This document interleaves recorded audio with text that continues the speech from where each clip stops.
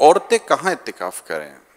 مسجد بیت میں، گھر کے کسی حصے کو مخصوص کر لیں، چاہے کمرے کو مخصوص کر لیں کہ یہ میری گھریلو مسجد ہے، گھر کی مسجد، تو یہاں پھر یہ اعتکاف کر سکتی ہے۔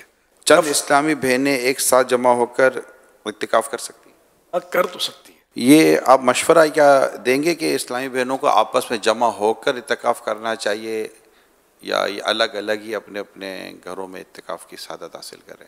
اجتماعی اعتکاف اسلامی میں نے کسی اور کے گھر پہ نہ کریں، اپنے اپنے گھر پہ کریں، کیونکہ دوسرے کے گھر جائیں گے تو بے پردگی کا امکانات رہیں گے کہ اس گھر کے جو افراد ہیں وہ مطلب ہو سکتا ہے کہ آمنا سامنا ہوتا رہے۔ سنت اعتکاف میں کیا غسل کر سکتے ہیں؟ صابن وغیرہ سے منہ ہاتھ دھو سکتے ہیں؟ اگر وضو خانہ یا استنجا یا غسل خانہ مسجد یعنی فنائے مسجد میں، فنائے مسجد اس کو بولتے ہیں جو مسجد کی ضرورتوں کے لیے ہوتی ہے جگہ، تو اس میں تو کر سکتے ہیں۔ اگر باہر نکل کر غسل خانہ ہے پھر تو صرف فرض غسل کے لیے جا سکتا ہے، جمعے کے غسل کے لیے بھی نہیں جا سکتا، ویسے ٹھنڈک کے لیے بھی نہیں جا سکتا۔ جائے گا تو وہ 10 دن والا اعتکاف ہے جو آخری عشرے کا، یہ ٹوٹ جائے گا۔ اعتکاف کے لیے مسجد میں پردے لگانا ضروری ہے؟ جی نہیں۔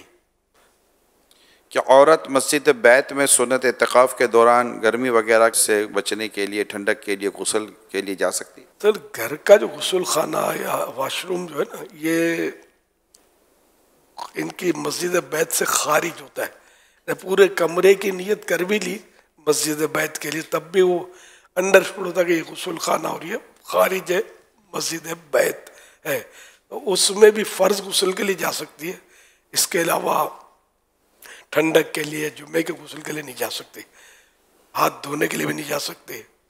تو اس کا اتنا مشکل نہیں، کیونکہ یہ مسجد جو ہے نا اس کے اپنے آداب ہیں۔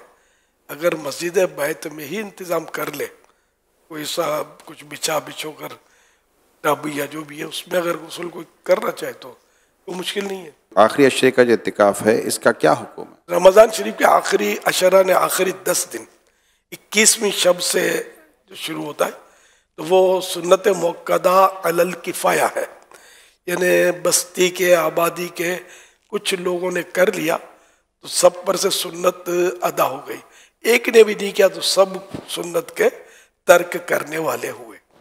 کیا تھوڑی دیر کے لیے بھی مسجد میں حاضری ہو تو نفلی اعتکاف کی نیت کی جا سکتی ہے؟ جی ہاں، 1 سیکنڈ کے لیے بھی اگر کوئی آتا ہے تو اعتکاف کی نیت کرے گا، ثواب تو ملے گا جتنا مسجد میں رہے گا۔ کیا معتکف مسجد میں سر پہ تیل، بالوں میں کنگھی اور ناخن وغیرہ کاٹ سکتا ہے؟